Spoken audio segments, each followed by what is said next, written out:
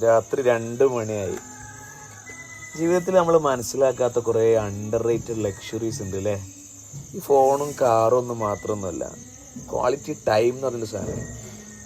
വൈകുന്നേരം രാത്രി ഒരു പാട്ടൊക്കെ കേട്ട് ഇഷ്ടപ്പെട്ട മനുഷ്യന്മാരെ കൂടെ വെറുതെ ഇങ്ങനെ ഇരിക്കുക, സംസാരിക്കുക, ഇതൊക്കെ ഒരു ബ്ലെസ്സിങ് അല്ലടാ അല്ലേ?